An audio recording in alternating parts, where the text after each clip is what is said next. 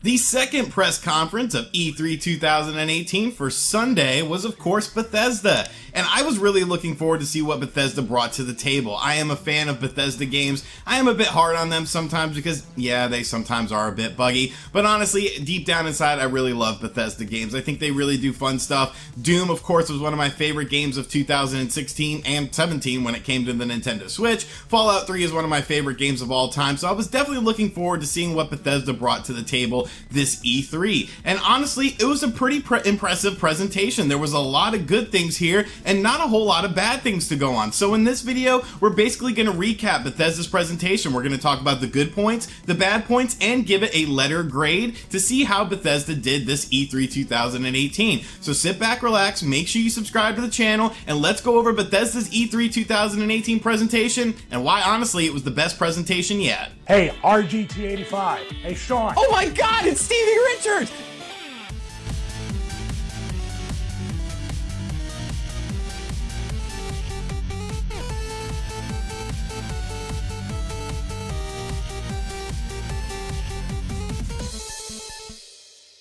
So after the abysmal EA presentation and the 2019 heavy presentation of the Xbox brand, I was definitely looking forward to seeing what Bethesda was going to bring to the table. And honestly, they brought a lot of games. Now, before we get into this, I do want to preface this by saying a lot of these games are 2019 and beyond titles. And you might be saying to yourself, well, RGT 85, when you were talking about the Xbox, you were definitely harder on it for having a lot of 2019 only titles. And you are correct with that. But it's a bit different because Xbox is a company that embraces all gaming companies. You know, it's a console manufacturer that has first-party studios first and foremost, whereas a single company like Bethesda or Capcom or Sega, a company that just does software, it makes more sense to showcase your stuff for 2019 and beyond. There's a little bit more leeway I have with these companies, so keep that in mind when watching this video. But yes, there was a ton of stuff announced by Bethesda, and I really liked a lot of it. So to kick things off, I want to briefly cover Wolfenstein Youngblood, which is an interesting addition to the Wolfenstein universe. It will be taking place in 1980s France, and you will be playing as the lead character from Wolfenstein 2's twin daughters. And yes, this is a co-op based game. You can play the game in single player, but there is a co-op aesthetic as well to the game as well. So that's going to be really interesting. A co-op first-person shooter, obviously very heavy story driven, and it looks like it's going to be a true successor, not just a DLC add-on pack to the Wolfenstein universe. So it was more of just a teaser for that game. It's releasing in 2019, but I'm definitely interested in seeing more of it. A game that is coming out in early 2019 is Rage 2, and good lord, I was on the fence about Rage 2. I was kind of like, you know, it looks okay, it looks pretty decent, but seeing the Rage 2 gameplay this E3 2018 absolutely blew me away. It went from a game that I was semi-interested in to very interested in, because it really is a combination of two of my favorite games of recent memory, those being Mad Max and of course Doom. It really has that sort of feel and aesthetic to it with this open world like Mad Max, but the tight shooting mechanics and the sound effects of something like Doom, and it just looked freaking awesome. It looked like it's so much fun, and it looks like it's just gonna be a top-notch game. I was absolutely blown away by what I saw with Rage 2. I want to see more Rage 2, and I want to play it now. I am a bit salty that it is a 2019 release. I would have loved to have played it this year, but I'm definitely willing to wait for this game because I think it's going to be something really awesome and really special. Considering how the first Rage game was, I think this is a great direction for Rage 2, and I think it's just going to be an awesome game. But I did mention Doom-style gunplay in that game, didn't I? And Doom is actually getting a sequel with Doom Eternal. Now, they didn't show too much of the game. Once again, it was just a teaser trailer, but they did say it's going to be better. You're going to have different and more enemy types. There's going to be double the enemy types, the demon types in the game. It's going to be hell on earth, and it's freaking Doom. I mean, Doom was one of my favorite games of 2016 on the PS4. One of my favorite games of 2017 on the Nintendo Switch. So more Doom, the merrier, in my opinion. I'm definitely looking forward to seeing more of Doom, and I think it's going to be really cool. Now, one thing that we were looking forward to is Fallout information. Of course, Fallout 76. The veil was going to be lifted on that, but before we talk about Fallout 76, Fallout Shelter, which was a iOS and Android-based game, is actually now available on consoles. You can download it for free on the PS4 and the Nintendo Switch, so that's pretty cool. You know, it's a nice little side diversion game. It's a free-to-play game, so you don't have to put any money into it. Can you really complain about a free game? I don't think so. I think it's pretty neat that they're putting this free game onto the PS4, the Xbox One, and the Nintendo Switch. So if you like those sort of style of games, you might want to check it out. You might want to check it out regardless because, like I said, it's free. But of course, Fallout 76 was the star of the show for Bethesda, and we were finally getting more information on it. We heard a lot of rumors that there was going to be sort of like Ark or, you know, a survival-based game, and they pretty much almost confirmed that it is like that, but not nearly as hardcore. When I look at Fallout 76, I don't really see a survival online style game.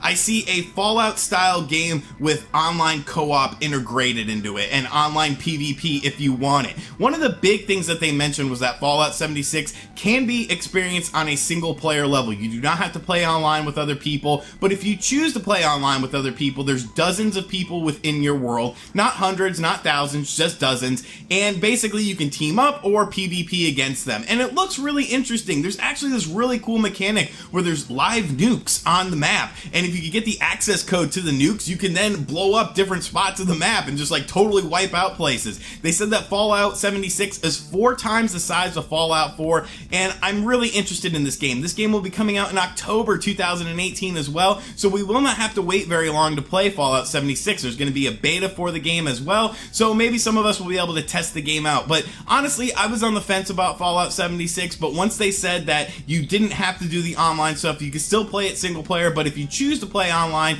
there will be additional things as well. I think that's pretty cool, and I think you'll satisfy both fan bases with that. The game itself looks absolutely gorgeous too. They've really done a lot with the graphics engine, so I was definitely excited to see that. We also got an Elder Scrolls 6 teaser, and yeah, it was definitely just, you know, just a teaser, just a little teaser to say, hey, Fallout 6 is in development. They did say that Starfield and Fallout 6 will be next-gen projects, so on the PS5 and the Xbox 2, I guess we'll call it. So, you know, that's cool to know that they're in development. I think everyone pretty much assumed that, but it is good to know. There's also a new Elder Scrolls game, but it kind of ties into the bad for this presentation for me. So before I talk about that, I just want to talk about my favorite thing about the presentation was really just the overall tone of it. A lot of these E3 presentations feel very stuffy, you know, sort of like a suit and tie affair, very serious, blah, blah, blah, look at us. But this was very laid back. They were poking fun at themselves. They actually did a skit where Skyrim came to Alexa, and it was very funny. They were